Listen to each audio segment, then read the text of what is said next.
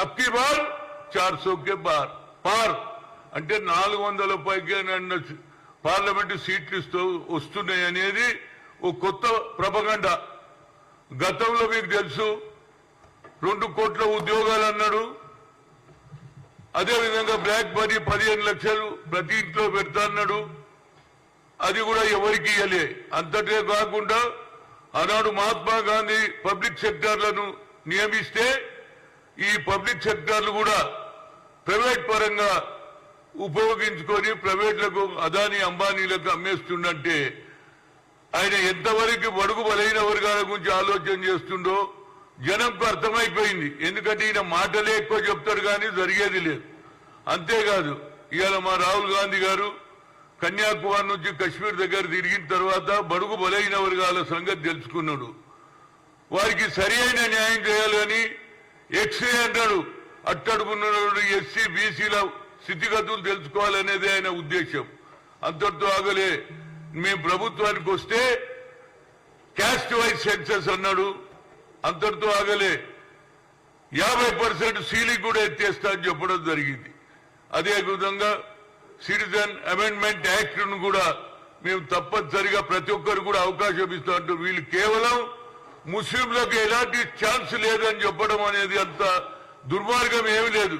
ఎందుకంటే భారతదేశం స్వాతంత్రంగా హిందూ ముస్లిం సిక్ ఇసాయి అందరు పోరాడిండ్రు.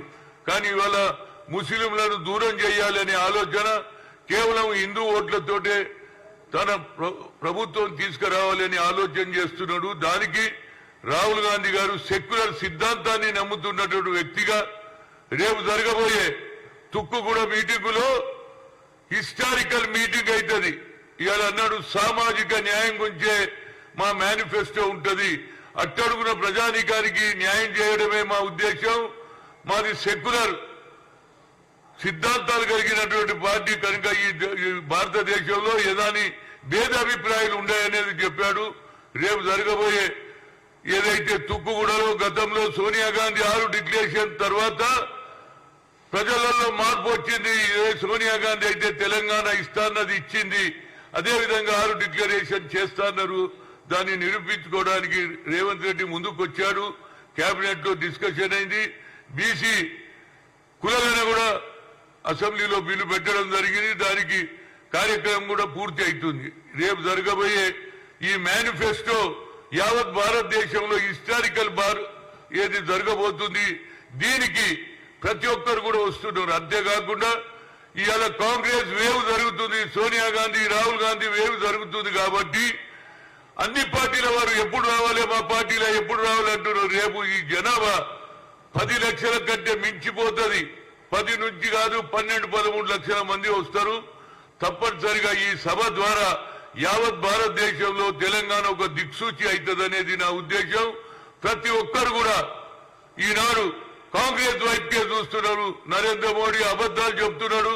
అదేవిధంగా బీఆర్ఎస్ పార్టీ కూడా ఇవాళ వాళ్ళ అవినీతి అంతా బయటపడ్డది. ఏదైతే టెలిఫోన్ ట్యాపింగ్ కానీ, అదేవిధంగా కాళేశ్వరం ఇష్యూ కానీ, మేటిగడ్డ ప్రాజెక్టు కానీ ఇవన్నీ కూడా వాళ్ళకు మైనస్ అయింది.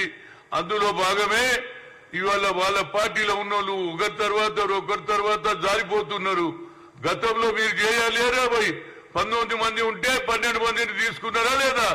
అదే ఇవాళ ప్రజలలో ఆలోచన వచ్చింది. ఆ పార్టీలో ఉన్న వాళ్ళు కూడా ఒకరి తర్వాత ఒకరు వస్తున్నారు. కానీ నాది ఒక్కటే, నా ముఖ్య ఉద్దేశం ఒరిజినల్ కాంగ్రెస్ వాళ్ళకు మాత్రం అన్యాయం జరగొద్దని రేవంత్ రెడ్డిని కోరుతున్నా. అదేవిధంగా కార్యకర్త అనే వారికి న్యాయం జరిగితేనే రేపు వచ్చే ఎన్నికల్లో తప్పనిసరిగా 14 సీట్లు గెలవడానికి శాయశక్తుల కృషి చేస్తాం. అందులో భాగం నేను కూడా నా వంతు బాధ్యతగా గతంలో కూడా అసెంబ్లీ ఎన్నికల్లో అన్ని ప్రాంతాలు తిరిగాను. అదేవిధంగా నాకు ఎలాంటి పదవి ఉన్నా లేకపోయినా హనుమంతరావు అంటే కాంగ్రెస్ అంటేనే హనుమంతరావు అనే జనం ఇవాళ నాకు అవకాశం ఉన్నది. ఎక్కడికి పోయినా జనం వస్తారు. రేపు సభ ఇది హిస్టారికల్ తెలంగాణ సభ కాదు, యావత్ భారతదేశానికే దిక్సూచి. తెలంగాణలో ఏ విధంగా అయితే వేవ్ జరుగుతుందో అదే వేవుగా ఇవాళ నరేంద్ర మోడీ రాహుల్ గాంధీని అంటున్నాడు నేను ఏం చేయలేడు. అరే నువ్వు అబద్ధాలు చెప్తావు, మేము ఏదైనా చెప్పింది చేసి చూపిస్తాం. రేపు సభను అత్యధిక మెజార్టీతో జనం రావాలి, మేనిఫెస్టో వినాలి.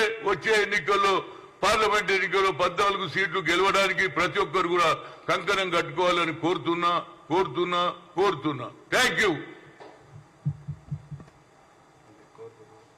రైట్, చలియే.